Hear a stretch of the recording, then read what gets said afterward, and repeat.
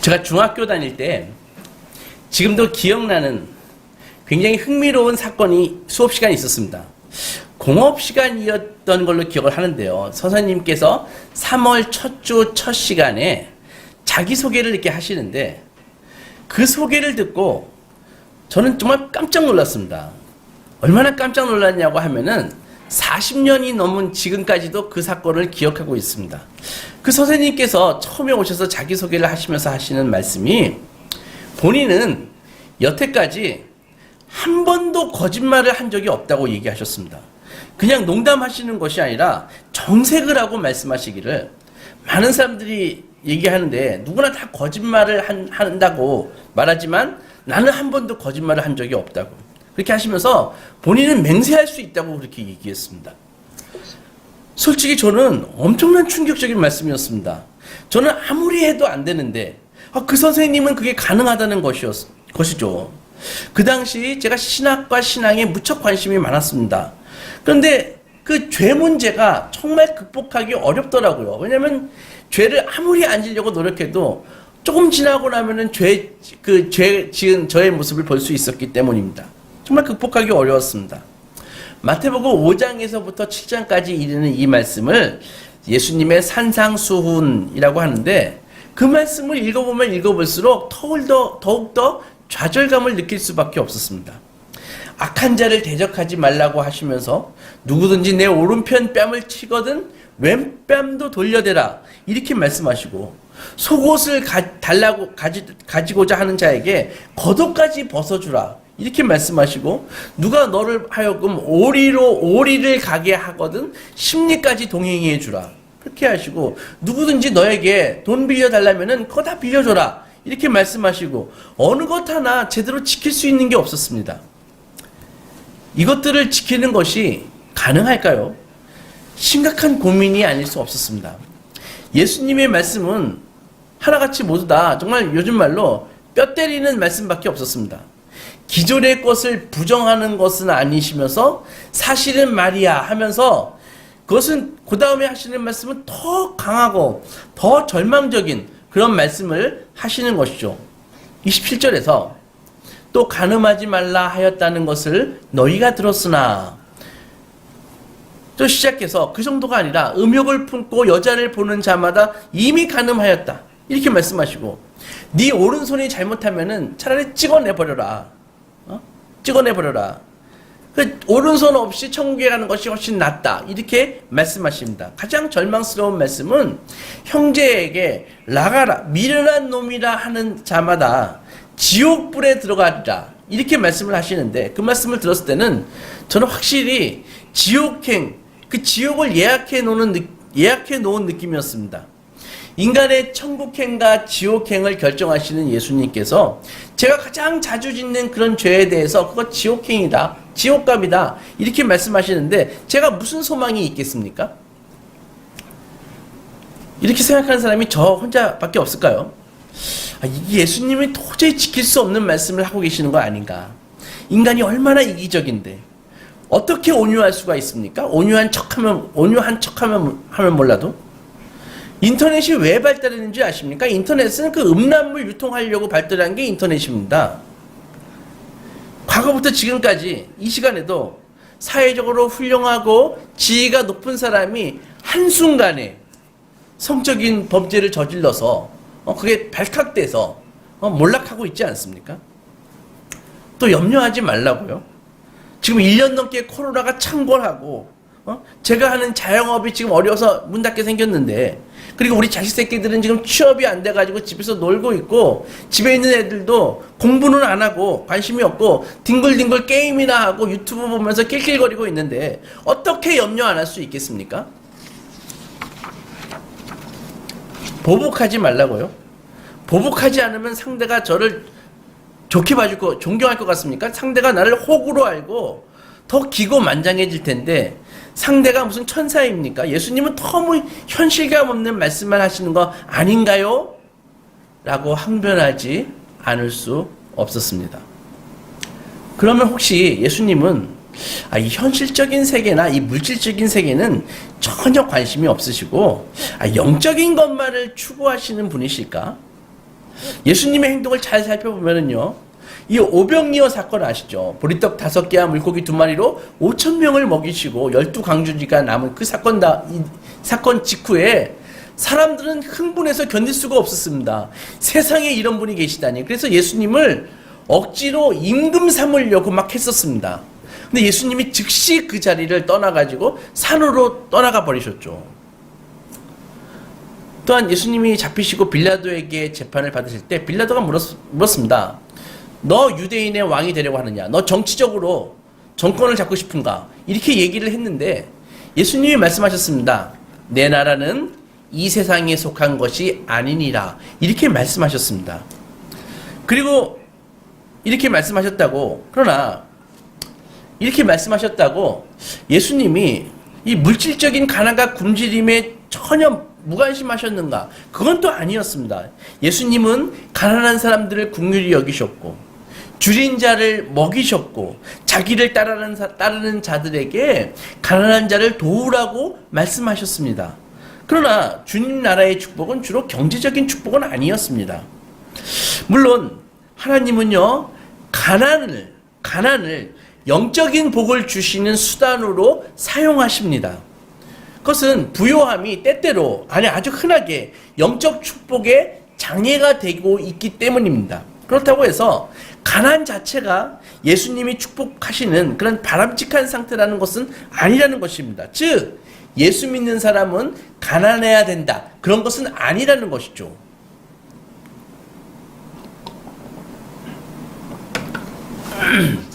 예수님은 실제로 지금도 소수의 몇몇 사람들을 가난한 삶으로 부르십니다.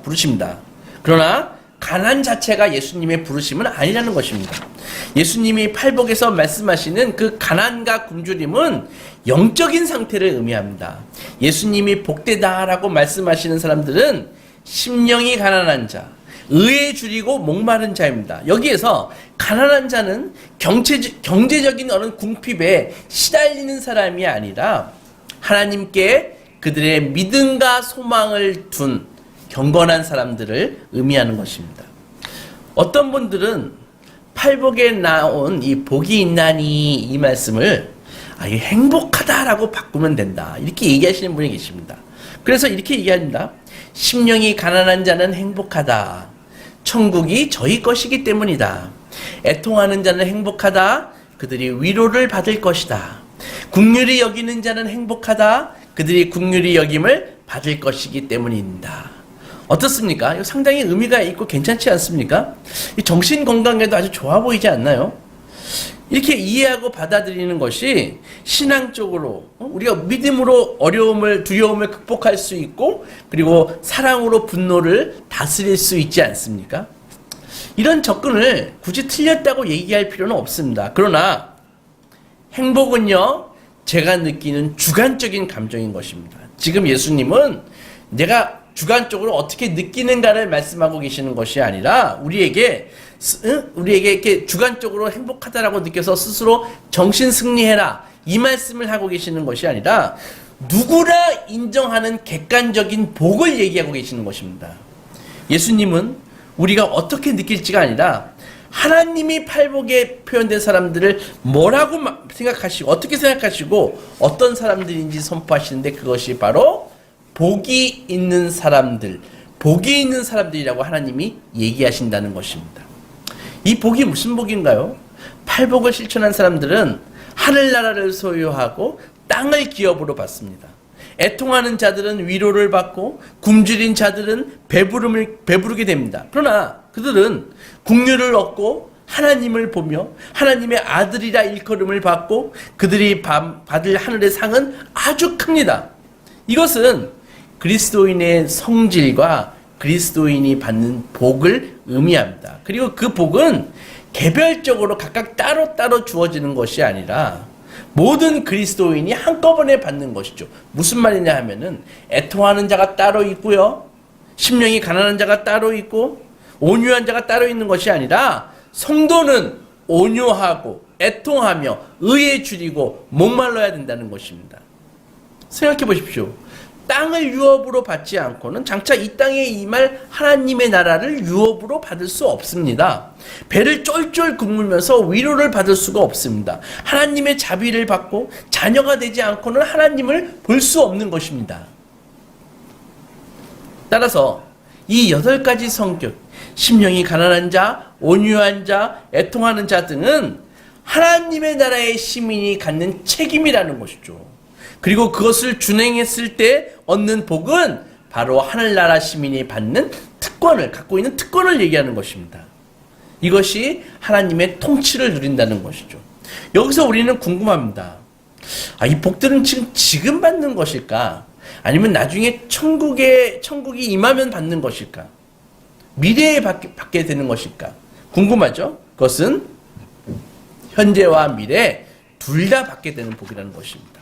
천국이 저희 것이며 하늘의 상이 클 것입니다. 이것은 미래에 받는 복이지만 우리는 지금 국률이 받고 지금 위로를 받고 지금 하나님의 자녀가 되고 지금 이 땅에서 우리의 굶주림이 채워지고 지금 우리의 목마름이 해소되는 것입니다. 예수님은 당시의 제자들에게 지금 여기에서 이 모든 복들을 약속하셨습니다. 하나님을 볼 것이라는 약속은 마지막에 천국에서 직접 보는 것을 의미하기도 하지만 예수께서 빌립에게 말씀하셨듯이 나를 본 자는 아버지를 보았거늘 어찌하여 아버지를 보여달라고 하느냐 하는 것처럼 예수 그리스도의 그 형상을 통해서 우리는 지금 하나님을 볼 수 있고 그리고 영적인 눈으로 하나님을 보기 시작하는 것입니다. 그럼 우리는 이 시점에서 질문할 수 있습니다. 우리는 믿음으로 구원받는 거 아닌가? 믿음으로 구원받는다고 하는데 예수님은 혹시 오늘 마태복음 5장만 잘 읽어봐도 이거 선행을 통해서 구원받을 수 있다고 말씀하시는 거 아닐까? 예를 들어서 예수님은 긍휼히 여기는 자가 긍휼히 여김을 받는다고 말씀하십니다. 마음이 청결한 자라야 하나님을 볼 수 있다고 말씀하십니다. 내가 아직 하나님을 보지 못한 것은 내가 마음이 청결하지 못하기 때문이야. 이것이 모세의 율법과 뭐가 다릅니까? 지킬 수 없는 건 마찬가지 아닙니까? 아니면 이거 특성이 아까도 얘기했지만 이거 이 땅에서는 불가능하고 이거 하늘에서만 가능한 거 아니야? 이렇게 말씀하신 것입니까? 그러나 여전히 예수님의 복은 어떤 행위가 아니라 은혜로 인한 구원을 말씀하고 있는 것입니다. 첫 번째 복에서 심령이 가난한 자라고 하지 않습니까? 그것은 영적으로 너무나 가난해서 하나님 앞에 내가 공로라고는 전혀 내세울 게 없는 아무것도 없는 사람들에게 하나님께서는 하나님의 나라를 약속하고 계시는 것입니다.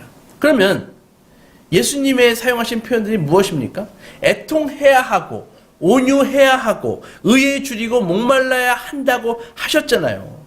의를 위해서 박해를 받아야 한다고 하셨잖아요. 그래야 천국이 우리의 것이 된다고 말씀하시지 않습니까? 우리 계속 의문을 가질 수밖에 없죠. 그것은 이런 의미입니다. 첫째로 이 명령들은 사람이 혼자 힘으로 하나님을 기쁘시게 할 수 없다는 것을 말씀하고 있는 것입니다. 모세의 율법뿐만이 아니라 예수께서 산상수훈에 말씀하신 것들은 온전히 순종할 수 있는 것이 아닙니다. 그러므로 의롭다함을 위해서 우리는 어떻게 해야 될까요? 그것들을 온전히 순종하는 것이 아니라 그것이 첫 번째가 아니라 먼저 예수 그리스도께 가야 된다는 것이죠. 의롭다함을 받기 위해서는 먼저 예수 그리스도께 가야 된다는 것입니다.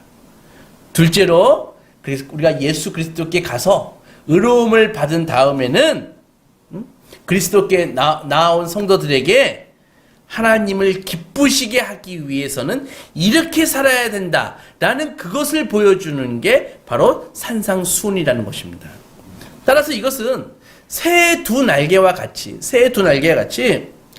율법은 우리를 의롭다함을 줄 수가 없어요. 우리를 의롭다함을 얻게 하기 위해서 율법은 우리를 예수님께 보냅니다. 그 예수님은 우리를 의롭게 하신 다음에 우리를 거룩하게 하시기 위해서 우리를 다시 율법에게 보내는 것이죠. 예수님의 산상수훈을 읽으면 대부분의 사람들은 절망에 빠집니다. 의심의 여지가 없습니다. 도저히 지킬 수 없는 말씀이기 때문입니다. 우리는 온전히 애통하지 않아요. 우리는 온유하지 않습니다. 우리는 의를 이루는 것이 최우선 순위의 우리 관심 주제가 아니에요. 마음이 청결하지도 않고요. 손해를 감수하면서까지 화평케 할 의사가 없습니다.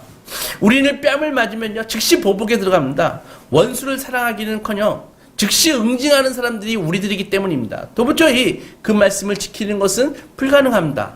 그렇기에 우리는 산상수훈을 읽을 때마다 우리는 정죄를 받습니다. 우리는 산상수훈 앞에서 우리는 베드로처럼 고백하지 않을 수가 없어요. 오 주님, 나는 죄인입니다. 나를 떠나소서. 이렇게 고백하지 않을 수 없습니다. 우리는 이 예수님의 말씀 앞에서 죄사함이 필요한 죄인임을 깨닫게 되는 것입니다. 이것이 산상수훈의 가장 중요한 목적 중에 하나입니다. 따라서 산상수훈은 그리스도인이 되는 방법을 알려주는 것이 아닙니다. 그것이 아니라 우리가 이미 그리스도인이고 이미 은혜의 상태에 있는 사람들이 어떻게 행해야 하는 것을, 어떻게 행해야 하나님이 기뻐하시는지, 어떻게 행해야 하나님의 나라가 올 수 있는지를 알려주고 계시는 것이라는 것입니다. 이미 복음을 받아들이고 회심하고 중생의 체험을 하고 성령님이 그 마음에 내주하고 계시는 사람에게 바로 예수님이 말씀하신 것이죠. 그래서 이 8개의 이 복은 그것을 지키는 자의 공로로 공로로 주시는 그 복이 대가가 아니라 은혜의 선물로 주시는 복입니다. 따라서 산상수훈은 모든 사람이 쉽게 지킬 수 있는 것도 아니고 그렇다고 전혀 도달할 수 없는 것도 아닙니다. 산상수훈의 기준에 도달할 수 없다고 보는 것은요, 예수님이 주신 이 산상수훈의 목적을 무시하는 것입니다. 그리고 산상수훈을 누구나 다 지킬 수 있다 라고 얘기하는 것은 인간이 얼마나 악한 존재인지를 무시하는 거라고요. 산상수훈의 기준들은요 충분히 우리가 도달할 수 있습니다. 단 누가 도달할 수 있습니까? 예수님이 니고데모에게 말씀하셨듯이 하나님의 나라를 보고 그 나라에 들어가는데 필수 불가결한 조건이 무엇입니까? 바로 물과 성령으로 거듭난 사람이 산상수훈을 지킬 수 있다는 것입니다. 그래서 산상수훈은 이미 제사함을 받고 큰 대가를 치르고 내 전재산을 팔아 밭을 사가지고 진주를 발견한 사람들, 혼인잔치에 초대받은 사람들, 그리고 예수님에 대한 믿음으로 이미 새로운 피조물이 된 사람들, 그리고 새로운 하나님에 속한 그 사람들에게 말씀하신 것입니다. 그래서 이것은 율법이 아니라 복음입니다. 이것은 성도의 삶에서 보이는 믿음이 바로 이런 것이라는 것이죠. 예수님은 예수님의 사역과 함께 하나님의 나라가 임했음을 선포하셨습니다. 누가복음 4장에서 주의 성령이 내게 임하였으니 이는 가난한 자에게 복음을 전하게 하시려고 내게 기름을 부으시고 나를 보내사 포로된 자에게 자유를, 눈먼 자에게 다시 보게 함을 전파하고 눌린 자를 자유롭게 하고 주의 은혜의 해를 전파하게 하려 하심이라 하고 선언하시면서 예수님께서 지금 오늘 이것이 너희에게 임했다라고 말씀하셨습니다. 즉 예수님과 함께 하나님의 나라는 시작된 것입니다. 하나님의 나라가 임한 것입니다. 그리고 산상수훈은 바로 하나님의 나라는 어떠한 나라가 돼야 되는가를 알려주신 것입니다. 비록 우리가 지금은 온전히 지킬 수 없습니다. 지금은 맛을 봅니다. 그러나 하나님의 통치는 예수께서 재림하실 때 온전히 이루어지고 주님의 나라는 완성될 것입니다. 그때 성도들은 온전하게 땅과 하늘을 유업으로 받고요, 온전한 위로와 만족과 긍휼하심을 얻게 되는 것입니다. 하나님의 영광스러운 자녀로서 하나님을 뵙게 됩니다. 사랑하는 소망교회 성도 여러분, 정말 중요한 것은 마음입니다. 우리의 마음이 무엇을 생각하는지, 우리는 우리의 마음을 어디에 고정시켜야 되는가, 그게 중요하다는 것이죠. 마태복음 6장에서 예수께서 말씀하셨습니다. 너 보물이 있는 곳에 네 마음이 있다 라고 말씀하셨습니다. 마태복음 7장에서 예수님은 이것을 간파하시고 마음의 중요성을 알려주셨습니다. 21절, 나더러 주여 주여 하는 자마다 천국에 들어갈 것이 아니요 오직 아버지의 뜻대로 행하는 자라야 할지니라 라고 말씀하셨습니다. 그러나 우리의 본성이 악하고 우리는 예수님의 그 말씀하신 그 팔복을 실천할 수가 없습니다. 어떻게 해야 될까요? 그것은 바로 나무가 그 열매를 결정한다는 것을 알아야 된다는 것입니다. 즉 나무를 좋게 만들면 그 열매가 좋아지는 것입니다. 마태복음 7장에서 예수께서 이렇게 말씀하셨습니다. 16절에서 그들의 열매로 그들을 알지니 가시나무에서 포도를 또는 엉겅퀴에서 무화과를 따겠느냐. 이와 같이 좋은 나무마다 아름다운 열매를 맺고 못된 나무가 나쁜 열매를 맺나니 좋은 나무가 나쁜 열매를 맺을 수 없고 못된 나무가 아름다운 열매를 맺을 수 없느니라 라고 하셨습니다. 즉 해결책은 오직 한 가지입니다. 반드시 다시 태어나야 되는 것입니다. 거듭나야 됩니다. 물과 성령으로 거듭나야 됩니다. 예수님은 이 산상수훈의 말씀을 이미 하나님 나라의 시민이 되고 하나님의 가족이 된 자녀들에게 주셨습니다. 여러분, 요즘 팬데믹이 다시 창궐하고 혼돈스러울 때, 그리고 매일같이 엽기적인 사건들이 뉴스를 장식하고 생명을 경시 여기는 그 사건들이 계속 발생하고 부동산과 주식과 같은 이 자산시장이 폭등하고 거기에서 소외된 사람들의 고통을 바라보면서 우리에게 진정으로 필요한 것이 무엇이고 무엇이 복인지를 우리는 생각하지 않을 수 없는 것입니다. 우리가 열망하는 그 복이 그것을 우리가 소유했을 때 정말 빈익빈 부익부를 더 심화시키거나 다른 사람에게 상대적 박탈감을 주거나 내가 교만해지고 자만심이 높아지는 것이라면 그것이 어떻게 진정으로 복이라고 할 수가 있겠습니까? 그런 사람들이 사는 사회를 천국이라고 할 수 있을까요? 그것은 다수의 많은 사람들이 고통하는 사회이고 소수가 기득권을 독점하는 지속성이 없는 아주 위험하고 불행한 사회입니다. 오늘 예수님이 산 위에서 그분의 제자들과 성도들에게 하신 말씀은 하나님이 통치하시는 천국이 어떠해야 하며 그분이 자녀들에게 예수님의 기준에 근접하면 받을 수 있는 복이 무엇인지 우리에게 알려주셨습니다. 내 주식과 부동산이 폭등하는 것보다 심령이 가난한 사람들이 사는 사회가 더 복된 사회입니다. 타인의 아픔에 전혀 관심이 없고 무감각한 사회보다 진정으로 애통하는 사회가 복된 사회 아닐까요? 자기의 유익을 위해서 의를 저버리는 사회가 아니라 허기지고 목마른 마음으로 의를 추구하는 사회가 더 안전한 사회입니다.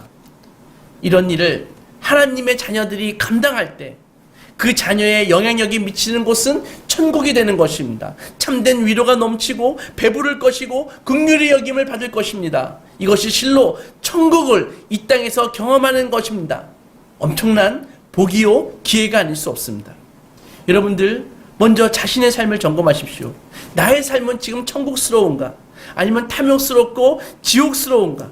성도는 자신과 자신의 삶을 천국으로 만들 수도 있고 지옥으로 만들 수도 있습니다. 마태복음 18장에서 예수께서 말씀하셨습니다. 진실로 너희에게 이르노니 너희가 땅에서 매면 하늘에서도 매일 것이고 무엇이든지 땅에서도 풀면 하늘에서도 풀리리라 라고 하셨습니다. 우리가 사는 이 세상은 고통하고 있습니다. 많은 곳이 점점 어렵게 변해가고 있습니다. 위로가 필요하고 용서가 필요하고 긍휼이 필요하고 섬김이 필요합니다. 다들 참 탐욕과 죄악과 불평이 묶여 있지 않습니까? 성도라면 오늘 본문에서 말씀하신 하늘의 복으로 이 고통의 사슬을 풀어야 됩니다. 주님이 우리에게 주신 이 묶고 푸는 능력을 사용해야 됩니다. 사용하십시오. 사탄의 제국이 흔들릴 것입니다. 그리하여 우리와 우리 주위를 하나님의 통치권이 미치는 복된 영역으로 만드십시오. 2000년 전 팔레스틴 어떤 산지에서 예수 그리스도께서 그의 사랑하는 제자들에게 주신 이 주님의 말씀을 우리가 준행해서 오늘 우리가 사는 공간을 천국의 공간으로 복된 공간으로 만드시는 소망의 자녀들이 되시기 주님의 이름으로 축원합니다.